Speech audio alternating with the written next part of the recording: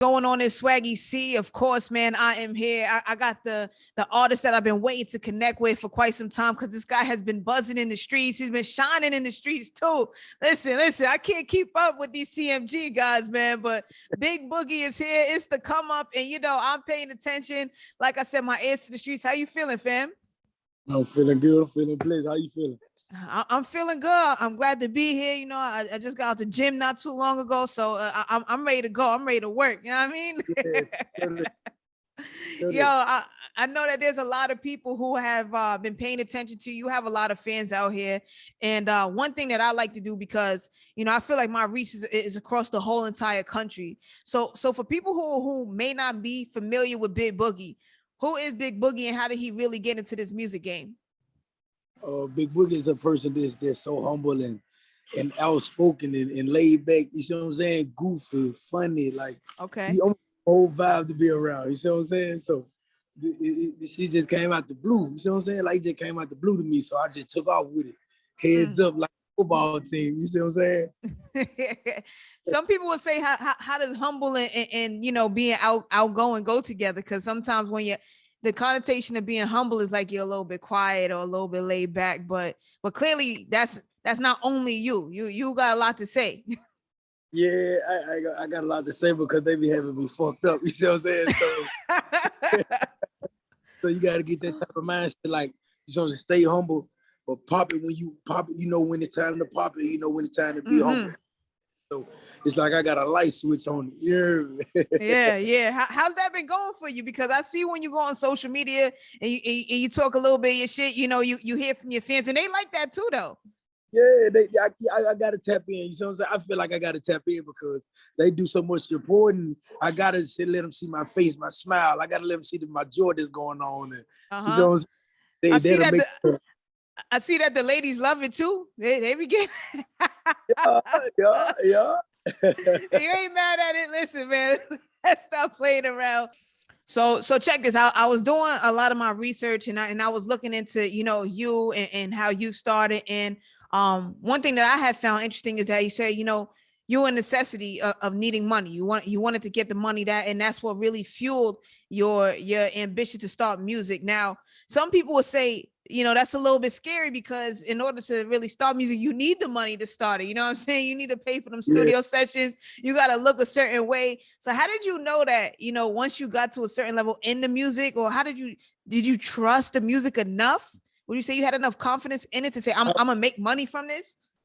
Like I said, it wasn't all about the money with me. You know what I'm saying? I want to have a different vibe of life. I want to do different things in life. I know the money was gonna be there regardless. You know what I'm saying? You gotta have money to survive anyway. But once you make it, once you got a mindset, your mindset is more powerful than money. So once you got your mindset and you moving up, it's like, damn, I'm happy without money.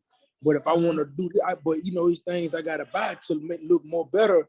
You know what I'm saying? So you got to maintain that persona too. That's what rappers is about, man. You got to have a certain persona. People got to want to be you. They got to want to live the type of lifestyle you live in. So it's hard, son. It's hard. What was that? What was that moment when you felt like, damn, yo, I'm a rapper? Like you just got your first bag. Like what was that moment like for you? Man, do you recall that first big bag? You recall it? Like, can you ever forget that check or that cash or whatever that looked like? I never forget it, but this shit was weird as hell to me. Like, you know what I'm saying? Like, it's like everything just came in your face like this. You know what I'm saying? It's like, we're like, why me? You know what I'm saying? But you can't never you can't never question your work that you putting out. You know what I'm saying? You just got to do it. And if it wasn't, you wasn't chasing the money, what actually inspired you to get into music? I got people that I look up to, but me personally, I knew if I made it in the music business, I can take care of my mama, and you know what I'm saying. Like I want to be big on family, so that's right. And I needed the money to be big on family, so I can do this and do that. You know what I'm saying. Sometimes it's a headache when people call on me when they need me. But I love it though because like ain't nobody else gonna do it. You see what I'm saying? So yeah, there's more blessings coming to me off the muscle. It is. You ever feel like now that you're at a certain level and obviously more success is going to be on the way, God willing, but you ever feel like you might have to cut certain family off? Because I see some artists when they get so big, or even Fat Joe said it recently. He was like, yo, I had like 50 niggas I was rolling with. And he had to tell them like, yo, I'm going broke just to see, who would stay around and who wouldn't. He said, yo, I wasn't even going broke. You know what I mean? Like, this is actually something I just did to separate who was real and who wasn't. And he said out of the 50 niggas who he was rolling with he had 2 private jets, only 6 remained his real friends till today. So you ever feel like you ever feel like you had to weed them out, or maybe you put a cap on the family? Because I know once they see that success, sometimes, it keeps coming. Yeah, I had more than 50 niggas. I had 80 niggas. 80 niggas? Nah. 80 niggas. I was showing love to every last person that was walking with me. You see what I'm saying? But it cut down to 15 when that 15 cut down to 10. Wow. So and they eating with me right now. So how did you cut that 80 to 50? That 50? I ain't gonna lie. I'm not the type of person to be on some shit like, okay, man, bro, I'm not gonna make up no excuse or nothing. I'm just gonna let them cut their stuff off. You see what I'm saying? I'm gonna let them hang their stuff. I'm not gonna say nothing to them. God don't like ugly. I'm punish you every step that you take towards me. So you can't, you know what I'm saying? Can't play with me. Does it feel better now that you're traveling lighter? Does it feel like it's a little bit easier to make moves? Because I remember, like, even dealing with artists like, say, A Boogie, he came in with like the whole high bridge with him one time when he was first getting on, and now he moves very light. And I see like a lot more artists that they're traveling lighter, and it's less expensive. Does that feel better? Less liability. Yeah, like it ain't no hicks, it ain't none of that. You see what I'm saying? Like it's just smooth. Like just go. It's a good vibe. It's a good vibe, man. It's the Come Up Big Boogie is here. I've been, like I said, I've been doing my research. I love to do my research. And I seen that, Drumline is one of your favorite movies. So not only just because it's a classic, but because you actually have a background in drumming. And, that means you have a musical background. When did you really get into that? And how did that kind of influence your music right now? Because I can only imagine you probably really paying attention to them snaps and them snares when you got the beats coming in, you know what I mean? Yeah. I say, when I was in school, I was in 9th grade, right? So a teacher that worked at the school, he was coming out bad as hell. So he was like, so I wasn't going to class, none of this. So he was like, what is you doing? Like, what you standing outside school for? I'm like, man, shit, girls. so boom, right? So he was like, your ass finna get in this band class. So I'm like, what? Man, I ain't doing all that. I ain't doing it. And so when I got, they were like, when I got in it, I was getting into it with people in the class like for a week straight. Cause I was so hard headed. I'm like, man, we ain't talking about who you talking to. I was talking to Lisa. So it's like the weeks went past and the months been passing. I started falling in love with it. I started feeling it. The whole band turned to a family, and we started going to games. And I had to turn drum major, and I was on the bass drum at first. Then I turned drum major. So I'm like, damn. So that's when that shit went all the way off. Before I got out of school, I had my scholarship of drum major, but I ain't go because I was already, my heart was with music. So I'm like, I'm finna be a rapper, bro. You see what I'm saying? Right. And my people were like, bro, you can do both. I'm like, how? I was like, I gotta focus on one thing. If I focus on one thing, I can take off with that one thing. And they were rapping. Would you ever go back? Would you ever go back and say, oh, you know what? I still want to do this. Like, 2 Chainz is somebody who he always pride himself on and say, yo, I went to school. I did my years. You know what I'm saying? And he talks about the HBCU process and being, I guess, cemented in that college lifestyle. Cause I went to school. I did my 4 years or whatever. And, I ain't gonna lie, man, those are the best years of my life. You know what I'm saying? Yeah. I go back though. I go because I ain't gonna lie, like since I done made it, so it's like I wanna go to them drum majors, them bands, out of the bands. Yeah. I wanna go to that. Like I just sit there and just watch them play. Like you know what I'm saying? I put a uniform on to go out there and battle one of them. Like I do that. You know what I'm saying? Like I was wondering if you watched that. You watched Battle of the Bands. You have any, any favorite bands? I don't know. It's a lot out of here. It's FAMU, Jackson State, Bethune. Who you got? DSU? DSU. Okay. Once I put this out there, they raw. I'm telling you, they raw. DSU. All right, I'm gonna have to put this out and hit DSU up because you're gonna have to do one of them those 2 Chainz. You know, he did Moneymaker and he had Alabama State, the band in the video, and he so killed it. So that's what I'm saying.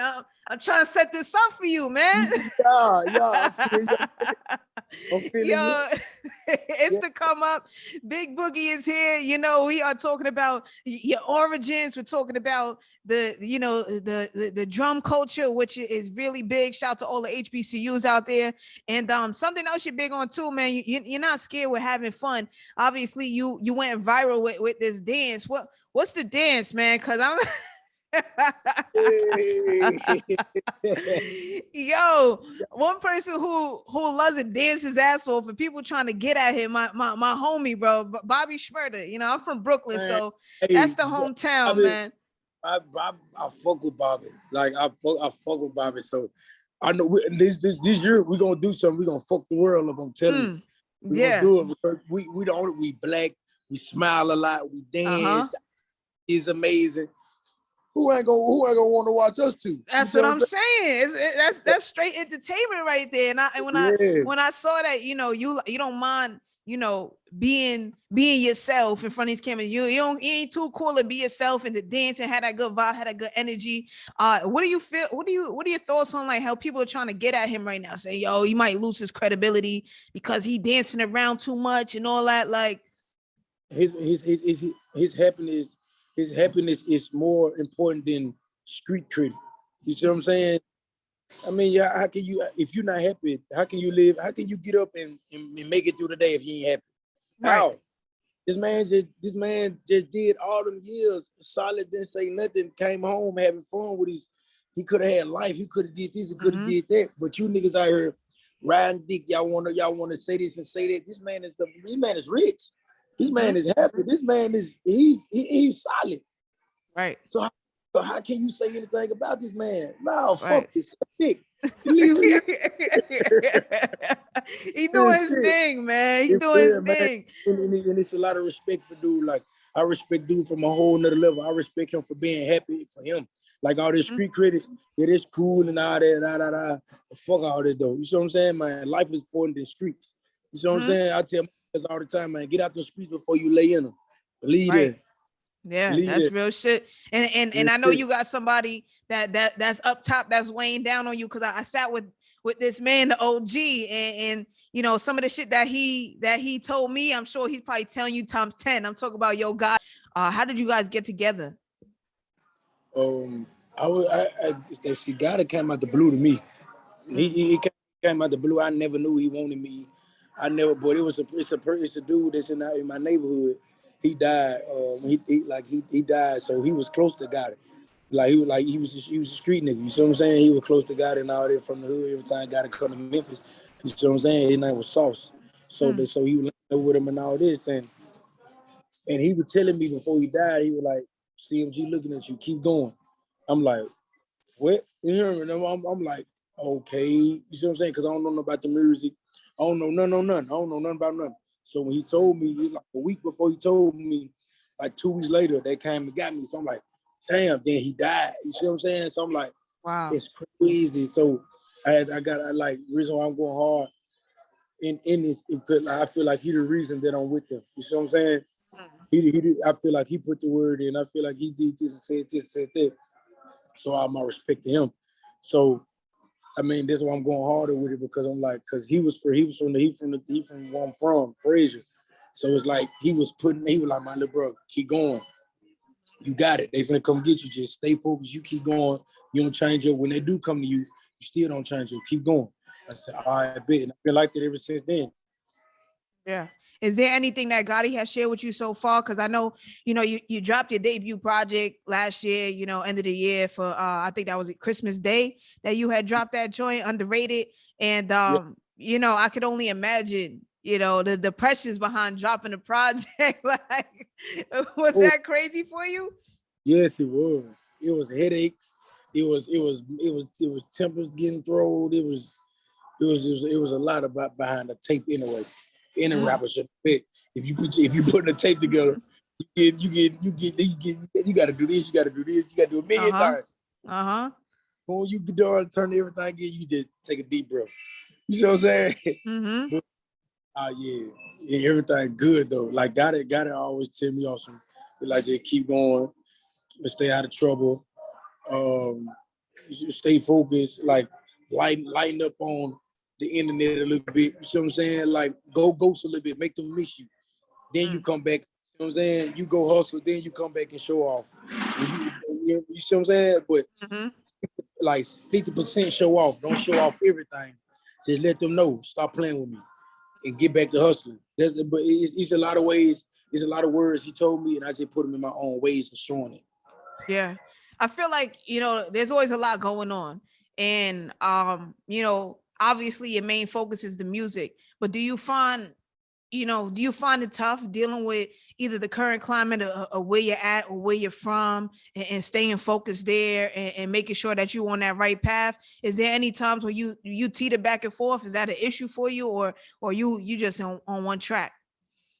I'm on one track. I'm so focused, like can't none bump into my straight focus, like nothing. Like if you feel bad vibe, you cut off. You see what I'm saying? If I feel like I focus like I'm focused, I'm gonna bag off on you. You see what I'm saying? Like if I know you're not focused on what you got going, and I love you so much, I bag off from you because I love you so much, but I know you're not on what I'm on right now. So I just love you from a distance, bro. You see what I'm saying? So I'm focused.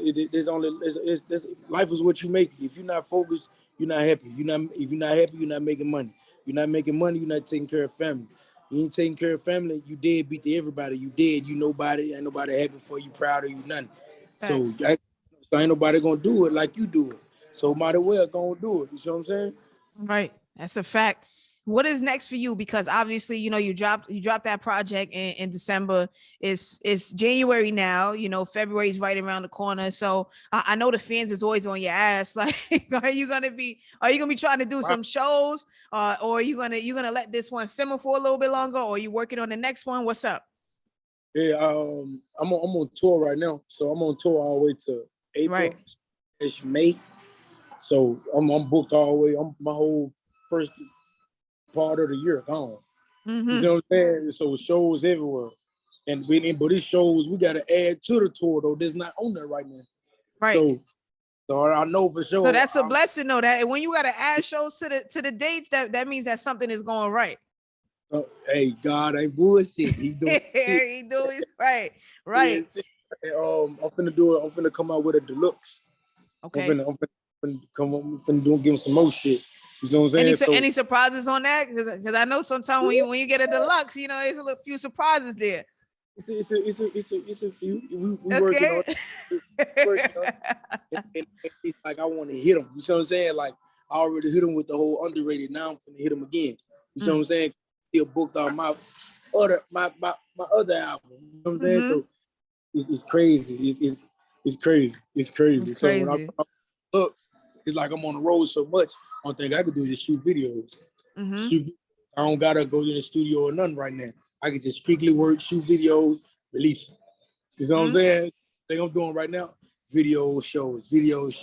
And we need that behind the scenes content too, because you're such a big character, man. I can only imagine your day to day is probably funny as hell. You know what I'm saying? That's what I'm saying. We need these vlogs and all that. That's what we need. Yeah, I got a documentary gonna come out like in a couple weeks. So you gonna see, you gonna be like, man. Listen, yeah. Yo, man, listen, Big Boogie, I'm glad we was able to connect. I'm very excited. Whenever you pull up to New York too, we gotta definitely make this happen in person, man. But as long as we're able to do it right now, just know that we locked in forever. Yeah. Let's do that. Yeah. Make sure you tell people where to follow you and hit you up and all that. Oh yeah, Instagram, Big Boogie Music. Just got my blue check. You understand me? Twitter, Big Boogie Music. Facebook, Boog Lots. It's like everything Boog. Boog. There we go. And make sure you hit me at Swaggy Sie, and of course this joint right now. Make sure you click subscribe and all of that. And it's always fun when we talking about music. We talking about everything that's happening. So Big Boogie, you already know, man. We're gonna keep them vibes going. We're gonna keep pressing play on them records, and that's how we're gonna do right here. All right.